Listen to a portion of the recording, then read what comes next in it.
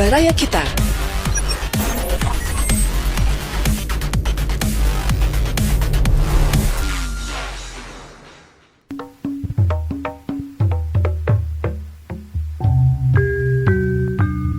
Baraya, wilujeng petepang dina acara Dongeng Sunda garapan Abah Iskandar. Wilujeng ngadangukeun.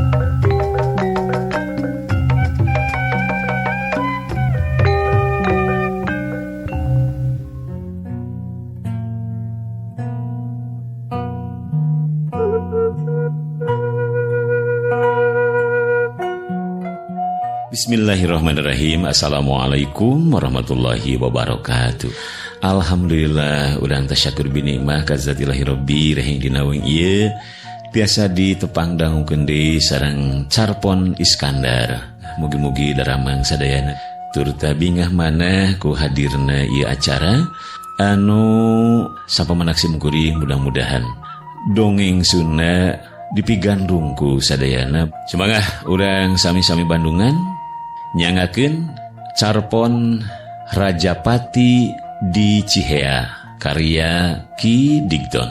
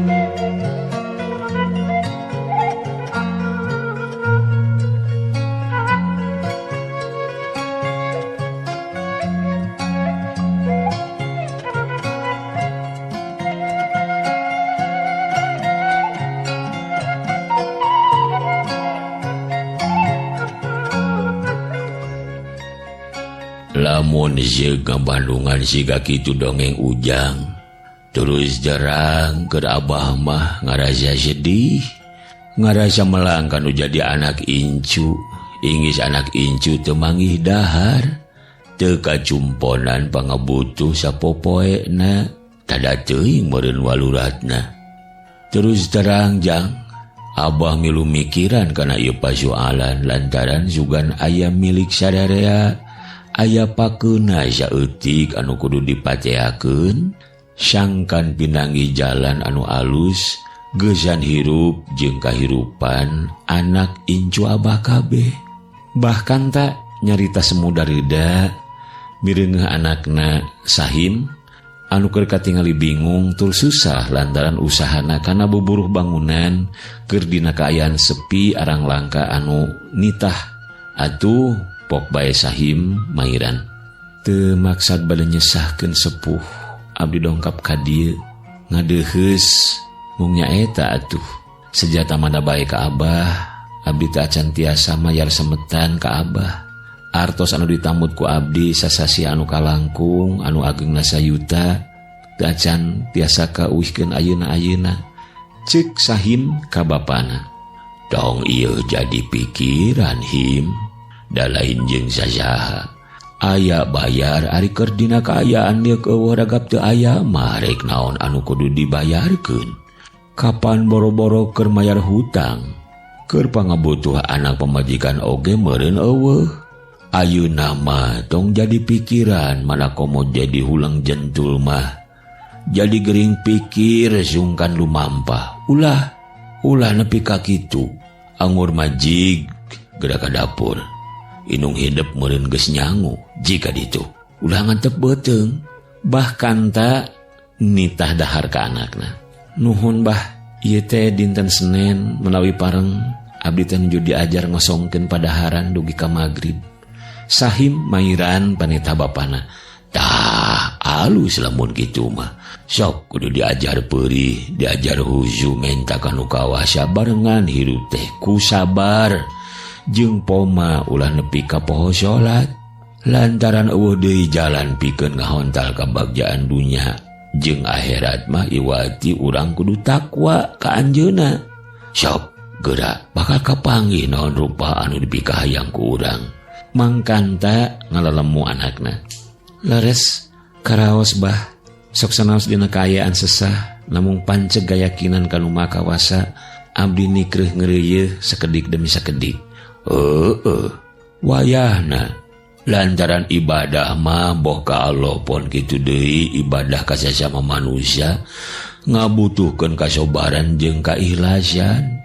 Kudu leukeun jeung kudu tawakal dina ngajalankeunana. Jeung ieu deui abah teh karek inget yeuh. Ti heula geus aya kana 2 bulan ka tukang waktu abah ngalaawi keur pibilikeun tepung jeung Mang Haji Karna. Kungsi ngobrol panjang lebar, abah oge betah nepi ka harita mulang kahujanan. Bawaning kulila ngobrol jeung anjeunna. Tah, Mang Haji Karna ngaheureuyan ka abah. Cenah kebon anu aya tangkal nangka di pasir anu ngarendeng adek jeung kebon kagunganana rek dikaluarkeun moal. Tah, engke mah pas sore urang datangan ka imahna. Maksad abah bade diical kitu eta kebon teh. Saya nama ulah dimimirah bah. Lebar pan eta teh pusaka ti eyang bah. Sahim nyarita ka bapana. Moal ari di murah mah sugan bae nepi kana harga anu dipikah hayang ku abah. Karek rek dikaluarkeun jeung bener. Lamun kapiningan mah moal rek dikaluarkeun tapi pan abah geus sakieu kakolotanana. Kudu sagancangna diuruskeun nya anak abah kabeh katingali pada bararutuh. Mending urang pindahkeun kana usaha sejen. Sangkan maraneh kabeh teu sarusah teuing. Mitra kaum dangu. Bahkan tak aya niat ngajual kebon awina anu lumayan lega. Cenah urang tukeurkeun jeung kebon deui atawa sawah. Atuh lamun teh mah aya sesana urang pake modal usaha anak-anakna kabeh. Ngarah manjang tur ulah katingali sarusah teuing.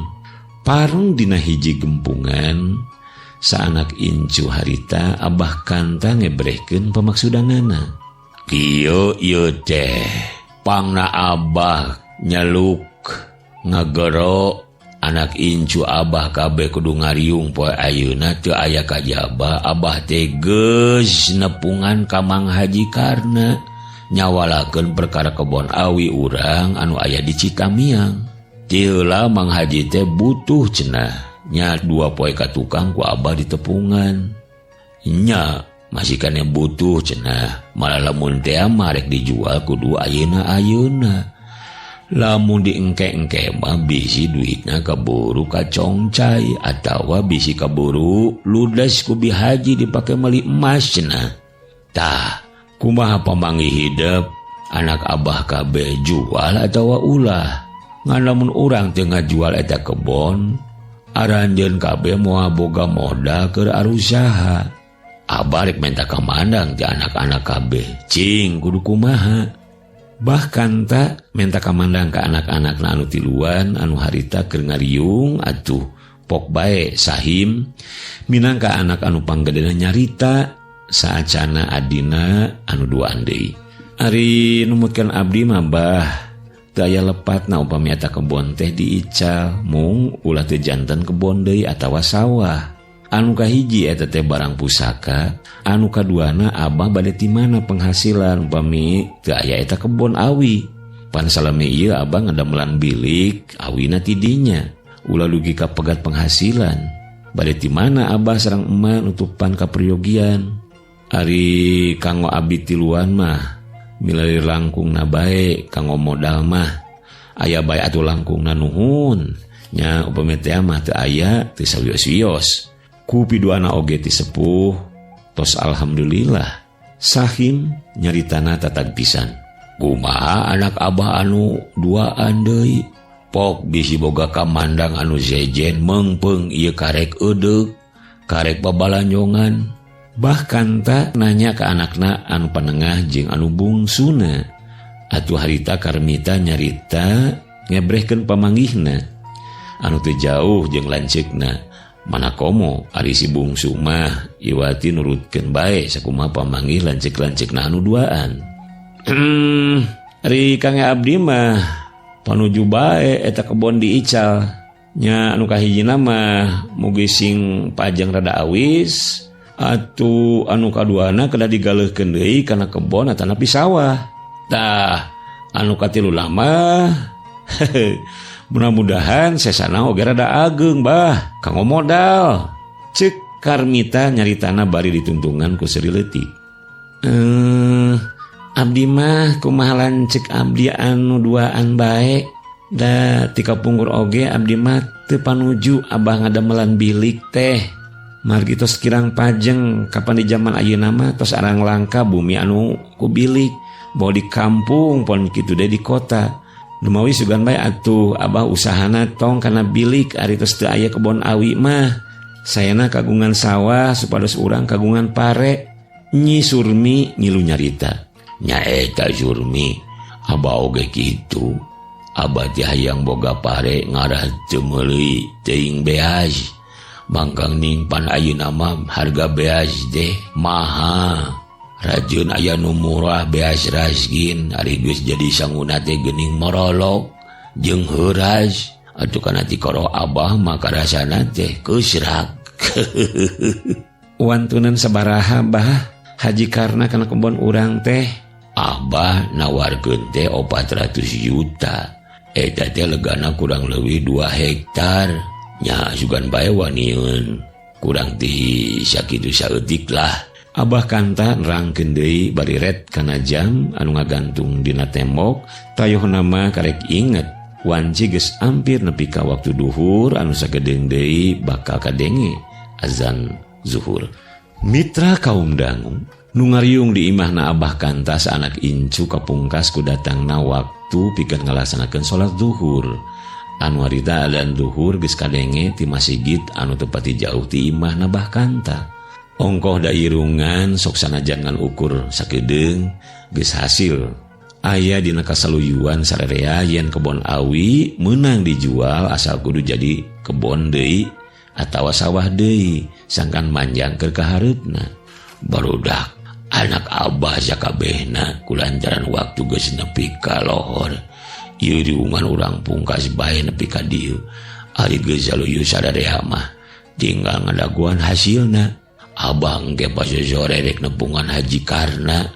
Doakeun bae sing aya dina kalancaran turta haji karna wanion kana harga anu dipikahayang ku urang sadarea. Bahkan ta nyarita deui bari melitkeun sarung poleng, baju koko warna bodas karesepna paranti salat, ngalek-lek can dikancingkeun, kopiah buludru anu geus rada koneng, geus anyat selang dina sirahna pantes pisan. Anak incu abah anu lalaki hayu. Ulah talalangke urang sagancangna salat berjamaah. Hayu urang minta pitulung ka Allah. Ku jalan ngalaksanakeun salat ulah diengke-engke. Anak incu abah anu awe praksa salat di imah bareng jeung indung hidup. Mitra kaum dangu geus jadi hiji ciri anu ngabedakeun jeung jalma kalolobaan di lembur. Sikep Abah Kanta kaasup kulawarga anu taat kana ibadah teu di mana teu di meni lamun geus nepi ka waktuna salat sok sagancangna ninggalkeun pagawean atawa keur naon bae. Sagancangna muru ka masjid. Ieu teh sikep dina kahirupan Mbah Kanta pikeun manehna mah teu jadi ukuran jeung lain tujuan ari urusan dunya mah. Lantaran cenah hirup di dunya mah ngan ukur sawatara waktu. Dari hirup anu sabenerna mah engke di alam kalanggengan. Nu matak ka anak incuna oge nurun. Kabeh pada giat dina urusan ibadah. Tara ieu dililakeun kaasup dina urusan sosial kemasyarakatan. Tara talangke lamun kudu kerja bakti gotong royong dina segala widang. Malah sok remen pisan ninggalkeun keperluan sorangan, tibatan kudu ninggalkeun gawe babarengan jeung warga anu sejen. Ka anak incu abah sakabehna omat ibu daya kahirupan anu geus aya dina jiwa-jiwa aranjeun kabeh piara sing leuwih alus ka hareupna. Kade ulah wani-wani ningakeun salat jeung sanajan bari keur gering oge ari lain lamun geus teu walakaya mah. geus teu bisa ngarenghap jeung ngiceup. Hartina urang geus maot. Sabab naon hartina harta banda dunya lamun urang cilaka di akhirat. Yeuh Ujang, harta banda mah lain tujuan utama urang hirup di alam ruksak ayeuna. Eta mah sakadar sarana pikeun bekal engke. Lain harti urang ulah usaha neangan harta dunya, malah kudu suhud jeung husu neangan kipaya pikeun kalangsungan hirup. Jangkan lugina teu sarwa walurat, tapi ingat eta lain tujuan. Eta mah sarana da tujuan anu utama turu pokok mah teangan kabagjaan ayeuna pikeun bagja anu sabenerna engke aya di alam kalanggengan teh. Tah gitu. Bahkan talempang diiringkeun ku anak incuna bari mapagahan anak incuna dina sajeroning lempang ti masjid ka imahna sarengsena salat berjamaah.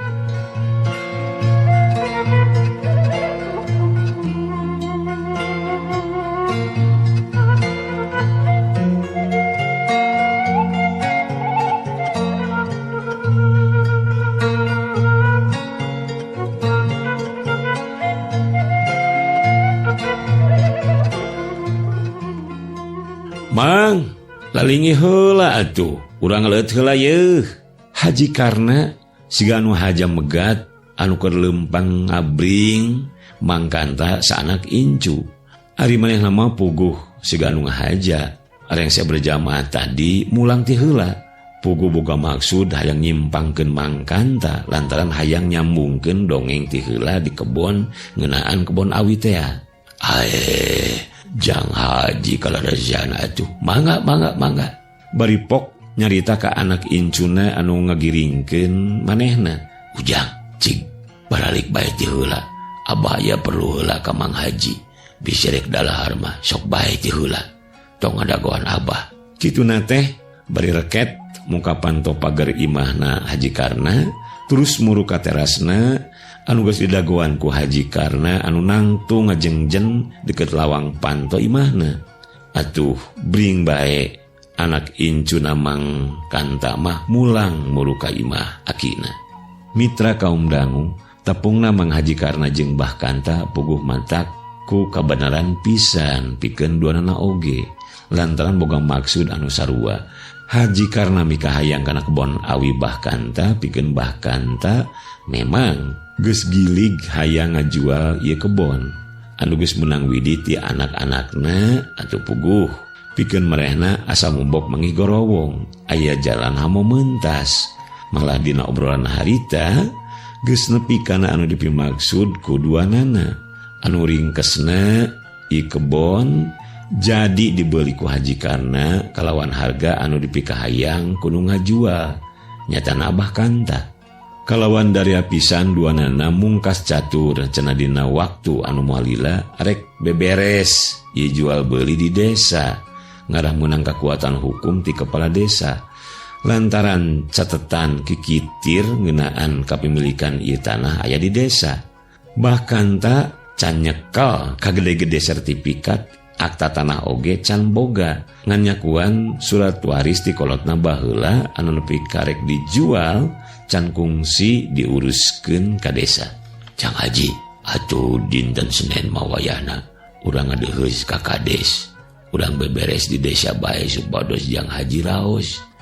Atuh pikeun Abah aya dina katenangan da barudak parantos ngumpul ngariung nu deket nu jauh paripaosna moal rencet deui ngantosan waktos.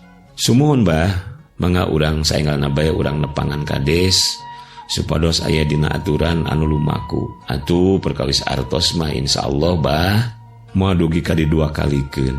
Bilih palaputra Abah bade nganggo saenggalna. Dina kaayaan anu marahmai Haji Karna mairan kahayang Abah Kanta anu sarua bungahna. Ku ayana ieu kaayaan cohagna mah ari keur Mbah Kanta mah lain ku soal duit-duit teuing. Ngan ku ayana kebonna payu teh saeutikna bisa mere jalan usaha pikeun anak-anakna anu tilu. Ulah nepi ka katingali walurat dina urusan ekonomi na. Pon kitu deui pikeun diri duaan ulah nepi ka seuseut-seut kakurangan bakal hirup. Sugan ari tepakeun kana sawah mah. Jang haji, atuh abah bade wangsul heula bae ayeuna mah. Amargi pebadantenan parantos rengsi. Ongko geuning tuh kantun setengah jam deui urang baris dugi ka waktu salat asyar. Pikeun Mbah Kanta ieu kabunga kudu sagancangna dibejakeun ka anak pamajikanana di imah. Lantaran tadi samemeh lohor manehna saanak incu keur nyawalakeun kebon awi teh geuning kitu. Ari pitulung ti Allah mah pikeun jalma nu iman tur takwa dibere jalan rezeki anu teu disangka-sangka ti tadina, dibere kalancaran. Mangga bah, mangga urang tepang di desa bae atuh dinten Senennya. Angkatna urang sareng, urang kana ieu we lah, ieu kana skuter bah, da ceket ieu. Pala putra abah kada diwartosan ti ayeuna supados dina waktosna teu sesah deui. Haji Karna bari nangtung sasalaman pinuh kabunga kulantaran batu turun kesik naik. Puguhan pisan meuli kebon awi anu lumayan lega ku harga sakitu mah. Pikeun Haji Karna anu geus ngimplang kana ieu kebon sakitu heubeulna. Mitra sanggeus kitu mah leos bae bahkan tamulang ka imahna anu ngan ukur kurang leuwih 100 meter ti imah Haji Karna. Leumpang gagancangan muru imah diwuwuh ku kabunga anu rek sagancangna ditepikeun ka anak pamajikanana ku ayana narima ieu kabunga. Sejajalan tepegat-pegat ngebrehkeun asa syukur kanu kagungan urang sadayana.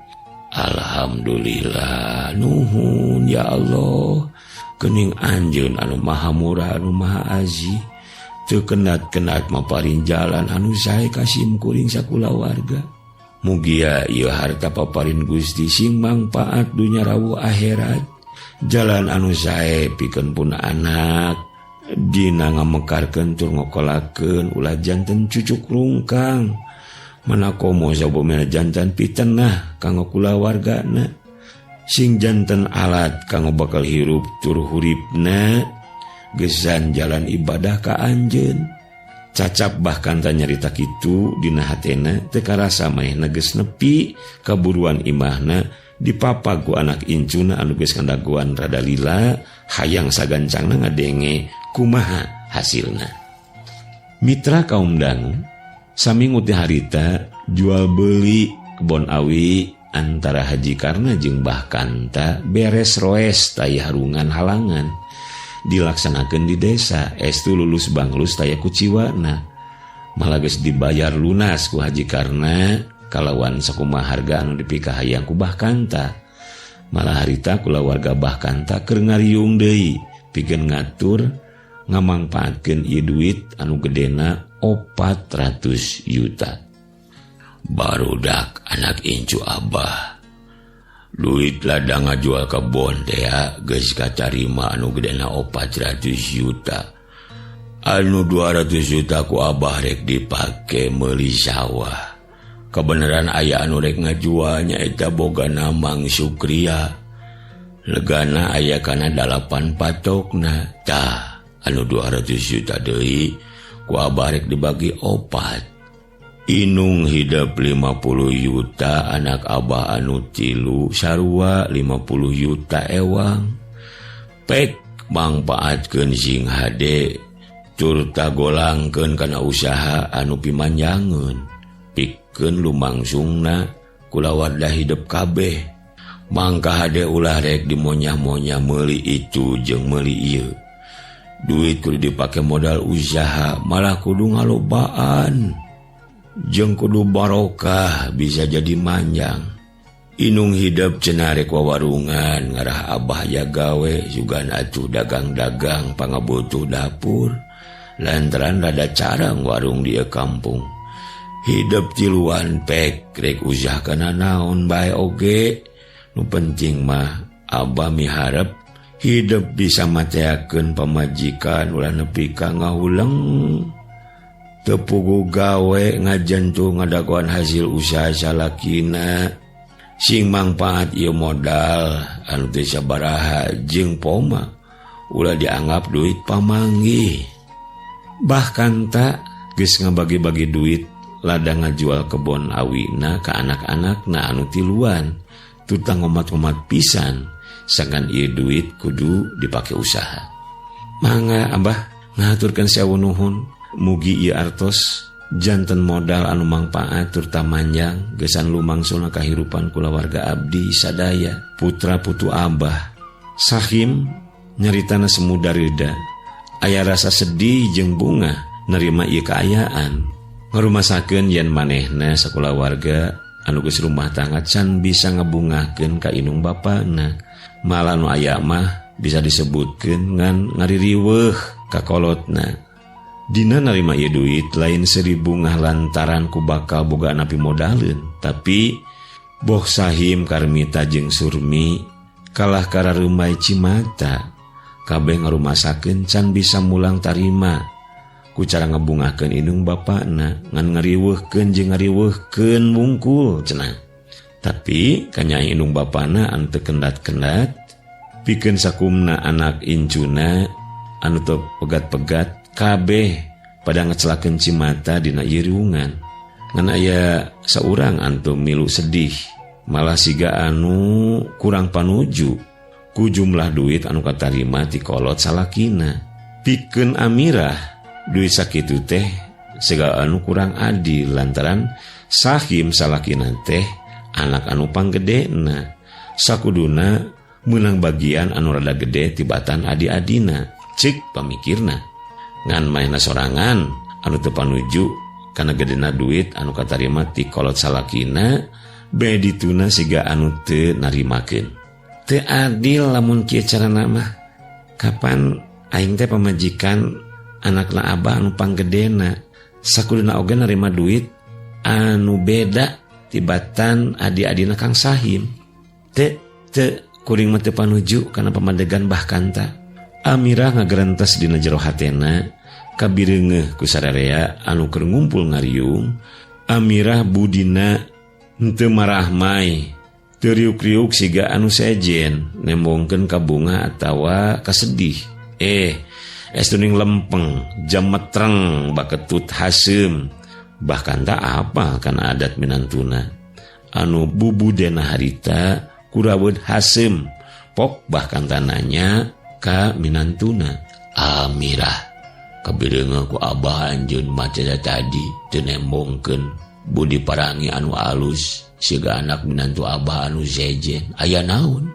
Bisi aya teu kapanuju geraprak nyarita mengpeung kasaksian ku sadarea ulah dibuni-buni lamun teh mah aya unek-unek dina hate sok buru kedakeun red sadarea ka Abah Kanta anu dina pok-pokanana semu anu rada keheul ka minantuna.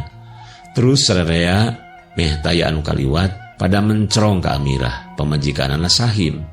Sadarea mangherankeun kunaon cenah ieu jelema can bisa ngarubah adat.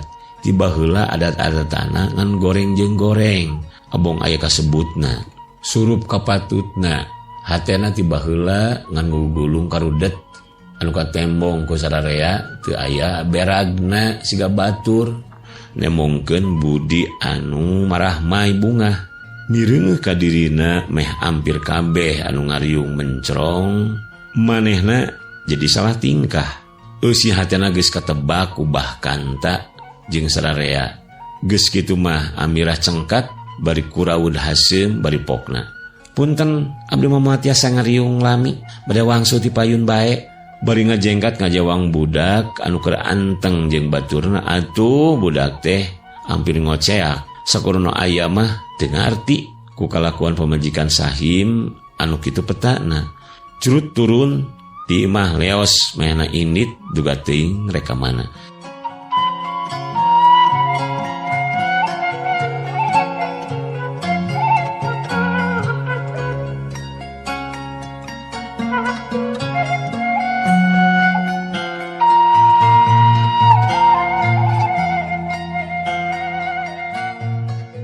Mitra kaum dangu, Sahim anu geus apal kana adat pangadatan pamajikanana ngan ukur bisa molohok mata simeuteun. Beungeutna beureum nahan ka ambek jeung ka era ku kolot jeung adi-adina. Rek sajungjungeun cengkat tayona marek ngudag anu indit dina kaayaan rudet sagancana dicare ku Bahkanta. Heup Zahim, heup. Antepkeun bae sina indit. Nu kitu mah lain anak minantu Abah. Nah, asaku teu parok jeung batur teuing boga pangadatan teh. Eta teh sapopoena kitu him. Uyuhan maneh jang. Kuat hirup jeung anu kitu ahlakna. Yeuh. Sahim kumaha baheula ceuk Abah jeung indung maneh. Na eueuh deui awewe anu pantes keur hidup. Maka jeung rek kawin ka Amirah. Abah mere gambaran baheula ieu awewe teh lain pipajikaneun Ujang. Nah atuh Ujang maksa. Tuh, pante jaga-jaga teuing karaja meureun kana dipangusahakeunna oge moal teu gejed sebab moal aya syukurna kana naon anu geus dipilampah ku salakina. Belaan ti suksuk ti dungdung paribasana moal aya barokahna. Kabeh anu aya dina irungan teu lemek teu nyarek ngan pating haruleng silih reret. Sahim ngan ngeluk tungkul bari nahan ka amek ka pamajikanana anu kitu petana. Ngan pok bae Sahim nyarita maksakeun bari jeung era-era oge kunu keur ngariung. Hapunten ka sadayana terutami ka Abah sareng emak oge ka dulur-dulur abdi sadaya tina kelakuan pun bojo tadi. Ngan memang mios dirorompok oge bubudeun tos kitu.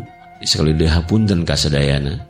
Nu ngariung ngan pating haruleng dina pikirna sewang-sewang geus bisa nebak yen inditna ti imah ka ieu riungan teh geuning lanceukna teh dina keur kaayaan rudet badituna bisa disebutkeun keur parasea. Ngan naon anu jadi kasang tukangna ngan ieu teh hade goreng oge apan dulur kudu dibereskeun ulah nepi ka manjang anu akhirna bisa rambat kamale era cenah ku batur. Kang Sahim naon anu jadi pasualanana pangna jadi kitu. Punten ieu lain abdi rek lubiung kana urusan rusiah rumah tangga lanceuk. Ngan bongan ayeuna mah geus kanyahoan ku Abah jeung ku sararea. Wayahna ku akang ulah disumput salindungkeun. Pok bejaan adi akang sugan bisa nulungan akang. Karmita adina Sahim milu mairananya kalanceukna anu dipiharep sugan bisa nulungan ku cara ditalek atawa dipapagahan. Sok sanajan ieu teh lain papagahan di adina malah ari sakudina mah lanceuk anu nyontoan hade ka adi-adina. Hapunten anu kasuhun ka Abah sareng emak oge ka adi-adi akang sadaya tina sikep jeung budi parangina Amirah pamajikan akang anu madak ngarahutan hate sadayana. Ite sigana mah kasalahan akang anu teu bisa ngadidik pamajikan ku atikan jeung pangawaruh anu cukup. Sigana mah akang na anu bodoh nya ariku sakamampuan mah geus dibikeun ngan meureun kurang keneh keur maeukeur ilmu akang dina ngadidik ka manehna masih loba kakurang ditambah bangga murid teh pangadatanana rada mah hiwal ti batur meureun. Kieu ieu dongeng nama sabaraha minggu ka tukang mitra kaum dangu atau derak-derak bae. Sahim nyaritakeun deui kaayaan pamajikanana. Kang Sahim, manya urang teh rek kieu bae ti taun ka taun asa teu aya robahna. Rumah tangga geus anak aya kana taunna, tapi urang teh teu kawas batur. Geus boga itu jeung ieu. Breh imahna anu agreng, paralut imahna sing sarwa alus, kanaraan warareuteuh. Sedang ari urang cicing ukur di imah kontrakan liek eueuh ragap teu aya. Cing tukang manya ari batur bisa ari urang batan sakieu teu aya undakna mana kaum lamun siga batur ulin di lemur hirupna teh loba anu pinangih bagja. Ari cek akang mah ulah panas barang ku rezeki batur bisa sote meureun kitu boa-boa menang warisan gede oge boa batur mah usaha teu kawas urang. Batur mah ngaladuitna ku otak ari urang mah ngaladuitna ku rancatan paribasana. Tukang naktak tukang mundak pasti hasilna oge beda atuh.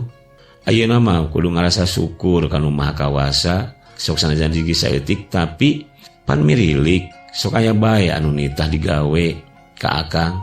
Urang mah bisa manjang dahar oge geus kudu ngerasa untung. Abdi teh Kang kurang kumaha sabar, tiba heula disangsara ku akang. Rek nepi ka iraha hirup kieu teh. Ieu akang, ayeuna mah abdi aya pamenta anteukeun bae abdi ka lemur ka Cihea supaya akang ulari putih maraban abdi sareng budak. Sugan atuh di lemur mah tiasa bari kuli-kuli ngaramet atawa dagang siga batur. Sugan atuh dagang-dagang cai kopi di Cipeuyeum kaos batur. Mangkening ayeuna mah beuki rame tur haneuteun beurang jeung peuting. Si Asih oge piraan dagang cikopi ditambah jajanan barudak sakola hareupeun sakola. Cenah ayeuna geus bisa ngiridit motor pake HD dahar ngeunah. Amirah menta kasalakina hayang mulang ka Cihea mireung babaturanana anu kapangi usahana teh tina dagang cikopi. Sok padahal buat teh teuing maju hirupna teh bener tina dagang cikopi atawa usaha anu sejen. Al kadar eta cenah bisa ngiridit motor urang meuli kontan cenah. Entong ngiridit mobil urang meuli anu pangmahalna. Imah mewah urang meuli cenah. Tapi engke daguan lamun Kang Sahim geus jadi ketua DPR. Sabar atuh Amirah, urang meuli naon bae oge sagor anu ku Amirah dipikahayang ngan aya syaratna. Kudu daek ngadagoan Kang Sahim janten ketua DPR heula. Kumaha tah? Sahim nyaritana sumubari heureuy. Dikitukeun teh Amirah ngadon ngabalieur bari jam metreng. Begeutna keur mageuneuk najan dicaangan ku lampu 100 watt oge anger rumeuk. Ongkoh nahan ka amek jeung nahan pikasirieun. Make jeung lamun geus jadi anggota atawa jauh-jauh jadi ketua DPR. Buktina ayeuna di mah kontrakannya lepet dina gang anu hareurin teu jadi ketua RT acan. Kang Sahim tong ngalamun anu jauh-jauh teuing ye. Sieun abdi mah akang ditewa ku Hansip. Akang bungbelang beungbleung nyarita sorangan. Leuheung nyarita sorangan oge ari penyiar radio mah. Aya anu mayar siga Kang Iskandar. Eta oge lamun kapangi ku baturan SMA nama cenah lamun parang datang ke studio sok nempelkeun curugna kana tarang bari nempokeun tina kaca. Amirah anu keur rada amek rada bear meusan adi kitukeun mah can aya dongengna lamun jelema tukang kuli tembok ciga Sahim bari jeung teu sakola luhur tur loba duit bisa jadi ketua DPR. Ieu Amirah dangukeun bojo akang anu panggeulisna kuda lari dapat dikejar. Nasib orang mah siapa tahu. Akang mah geus boga kayakinan anu moal mangmang deui. Dengekeun sagala bakal kasorang asal iman ka pangeran. Tah matak ayeuna mah sok ibadah kade salatna piara. Poma ulah kaliwat jeung prak minta pitulung ka Allah ku sabar jeung salat. Dina ieu kesempatan Sahim mapagahan pamajikanana ku sakamampuhan dirina.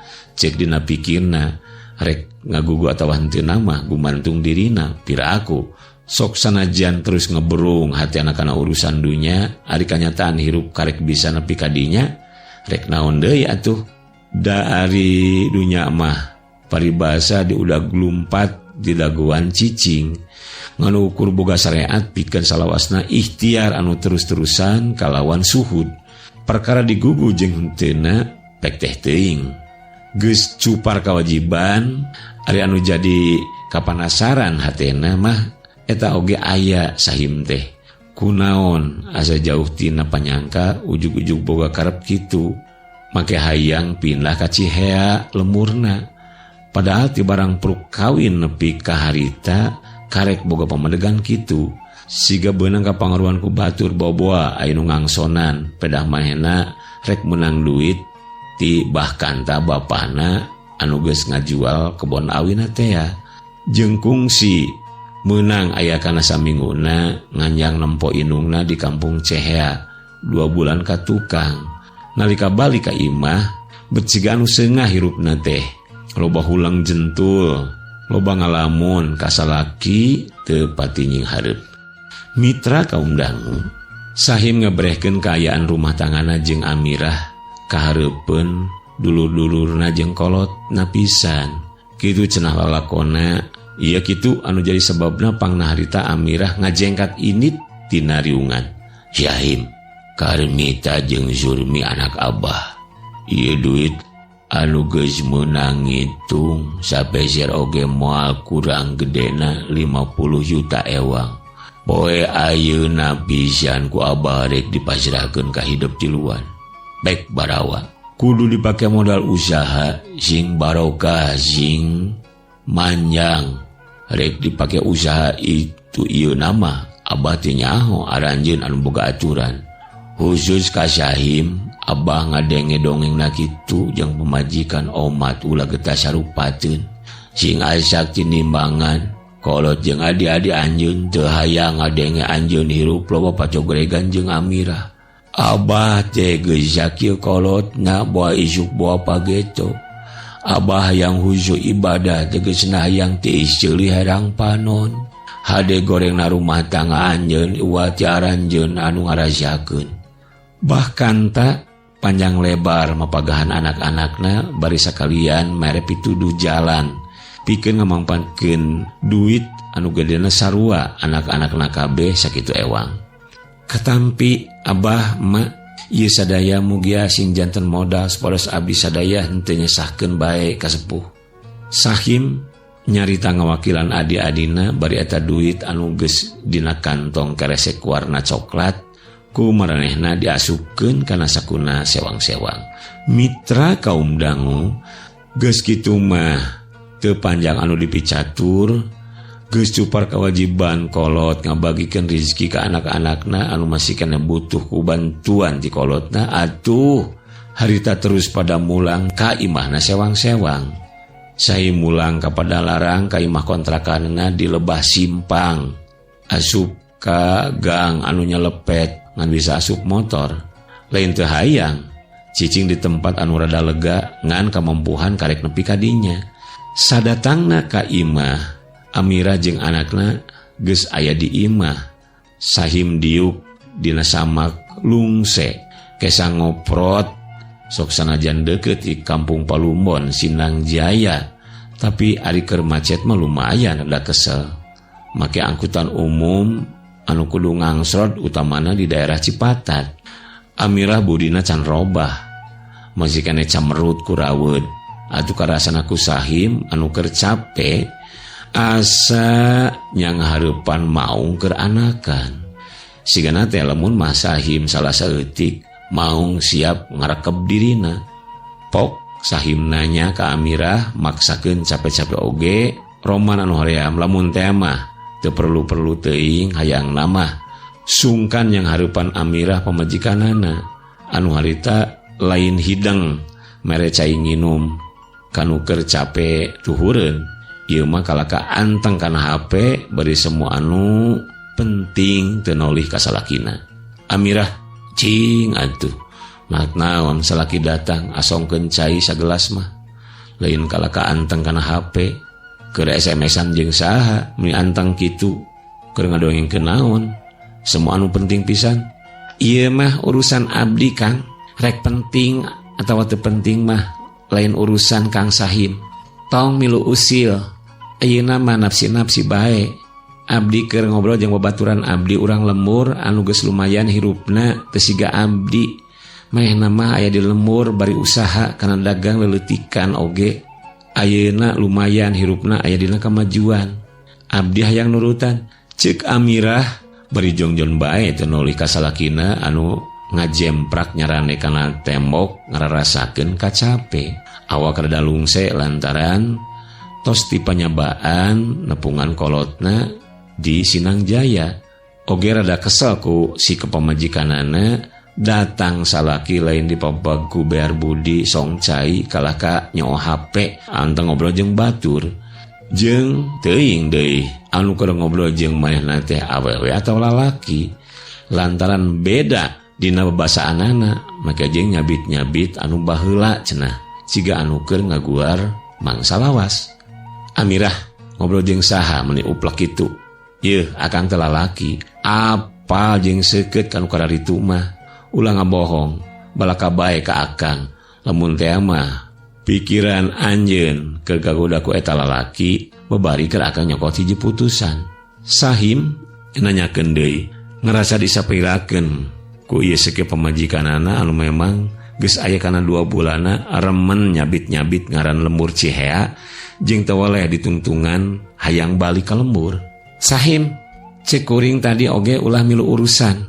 Ieu karep kuring rek SMS-an jeung saha, rek ngobrol jeung saha, tong mikiran. Kuring keur ngobrol jeung Kang Jenggot, babaturan kuring anu baheula. Ngadenge kitu, Sahim ngarenjak alatan anu kahiji maehna nyebut geus teu make tilam, nyebut ngaran teh bari semu ambek. Kapal sok sanajan keur aya pasualan, ari anu sarupa ieu mah teu boleh make akang. Ari anu kaduana nyebut-nyebut ngaran Janggot. Saha ari si Janggot? Manehna teh kapan Ki Adul? Ngan kulantaran Janggot na dikukut panjang, pada ngalani bae di kampung teh Ki Adul Janggot atawa si Janggot. Sahim rada ngarenjak greuwas lantaran Ki Adul atau si Janggot teh taya lian. Lalaki anu kungsi hadean jeung Amirah tileuletik nepi ka rada dewasa. Malah boh kolot Adul atawa kolotna Amirah geus kungsi nalikeun carita. Urang kawinkeun bae cenah ieu barudak teh. Ngarah manjang duduluran, ngan teuing kumaha atuh Amirah teh rek sapruk-prukeun dikawinkeun ka Adul. Amirah mugen cenah harita malah hayang digawe di pabrik tekstil di Leuwi Gajah kota Cimahi anu antukna tepung jeung Sahim.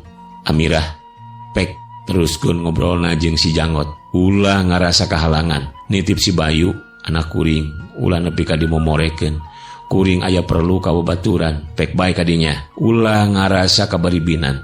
Nyerita kituna teh Sahim bari nangtung mukakeun panto kaluar, bari teu nolih deui ka pamajikanana. Leos bae Sahim indit ti imahna. Saja jalan bari ngaliwatan gang anu sulupat selepet, manehna mikiran pamajikanana anu keur uplek ngobrol jeung urut kabogohna. Ngaran-ngaran tepung jeung urut kabogoh santeuna. Bisa mulangkeun ka tineng anu geus kaalaman jeung anu tacan kasorang.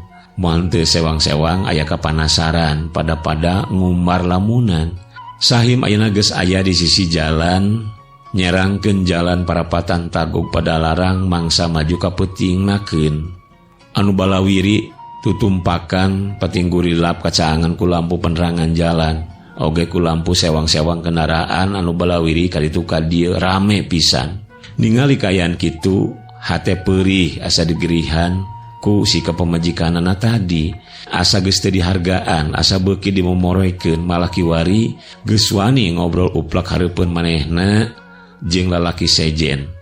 Huleng mayana ngajentul di sisi jalan, ramena anu ngaliwat teu jadi kabungah keur manehna mah.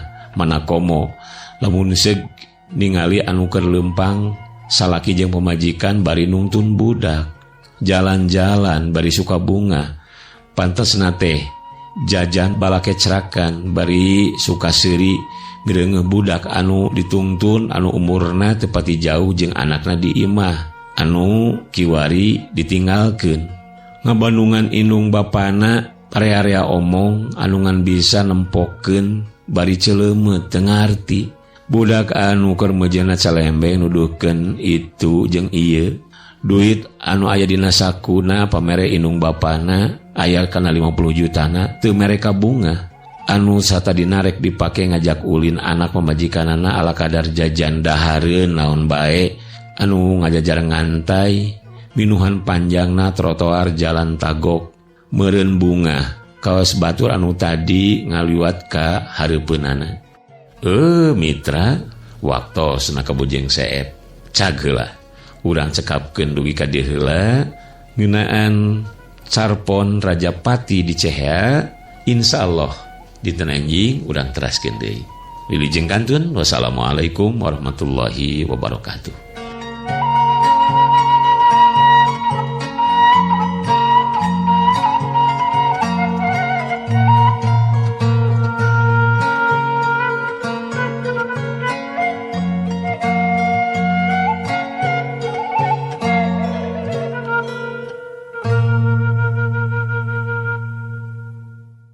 Baraya Kita, berita positif dan inspiratif serta info wisata, bisnis, kesehatan, dan pendidikan. barayakita.com